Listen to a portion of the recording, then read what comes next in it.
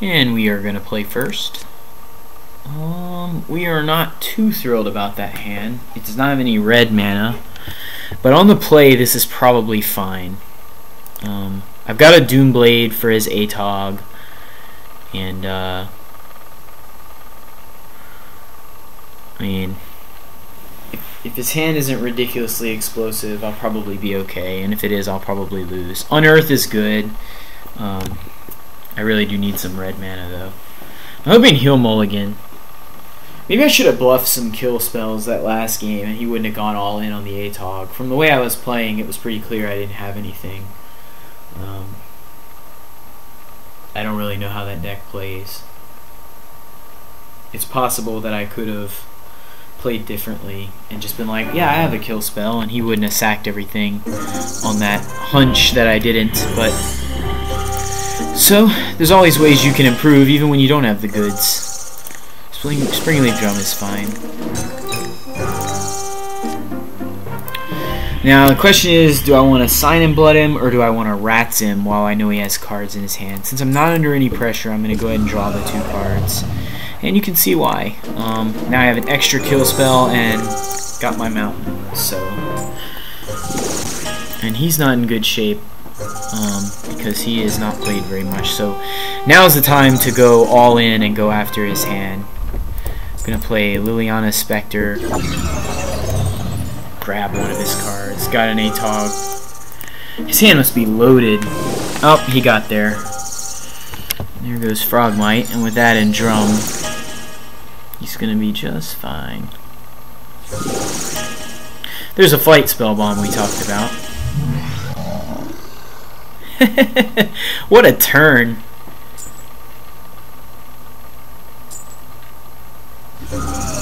And Disciple of Vault.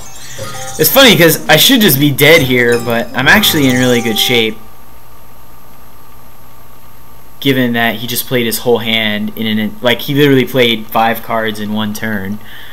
I'm pretty sure I'm gonna be able to wipe most of what he has here. The Mirror Enforcer is definitely eating a Doomblade. The DOV is definitely eating a Bolt. So I'll leave him with just 2 Frogmites. And there's another Terminate. So I mean, this is kind of how post-board games go. You try not to let them... Hey, let's just get rid of that guy before anything stupid happens. And if he makes the mistake of trying to pop my Spectre in response, I can use Unearth to regrow it, if that's what I want to do.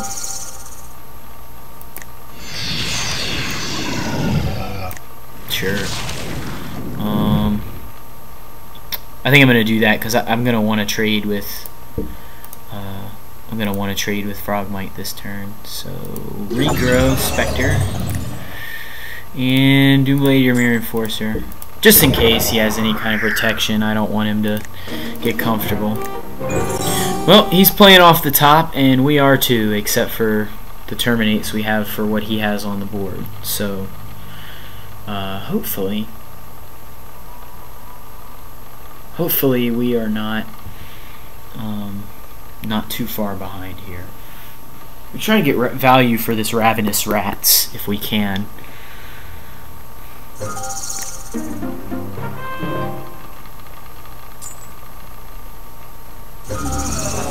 That's a pretty good draw for him. Just now we're not going to be able to trade as profitably.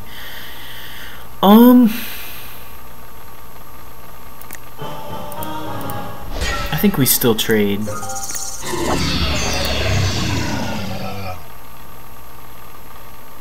Without a sacrifice outlet, Disciple of Vault isn't as broken,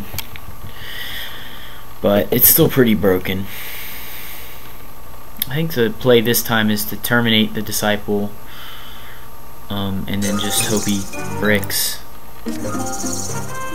See, this is where, like, Crack Rats is really bad because he doesn't have anything in hand for me to time walk him with. So I think I'm just gonna let him have one.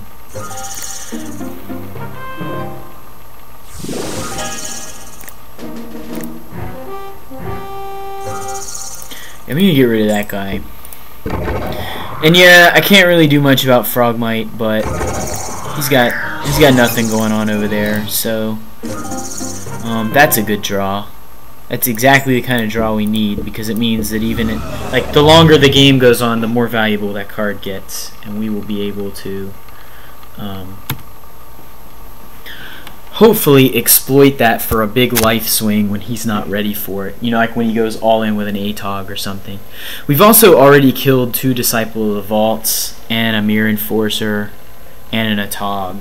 So we've probably blunted a good number of the explosive cards in his deck, and our hand is still plenty stocked with removal. We just need to draw some stuff to get there with, and that's part of the problem this deck has. It tries to beat you with, you know, 2 2s and 1 1s, and that takes a really long time. And a deck like ATOG Affinity just needs to draw 1 good card to recover. This is definitely a very, very difficult matchup to win. Phyrexian Rager would be nice. Phyrexian Rager is a body that can trade with everything but Enforcer, and it also puts another card into our hand so we can keep going. I don't know what the holdup is here. Like, he's got a Flight Bomb, but he's got nothing to play it on, and he doesn't have blue mana. I guess he could use the Drum if he wanted to cantrip, but that seems all kind of bad. Part of the problem I have with like this matchup is we're really kind of a slave to what he draws. You know, if he rips Enforcer, ATOG right off the top here, we're gonna die. And if he rips garbage, then we're probably gonna be okay. I may not even trade the Crack Rats. Yeah, I'd definitely trade the Crack Rats, but it'd be nice to have, you know, a way to get some damage through. I've drawn, what, 2 creatures, so there's something like 17 or 18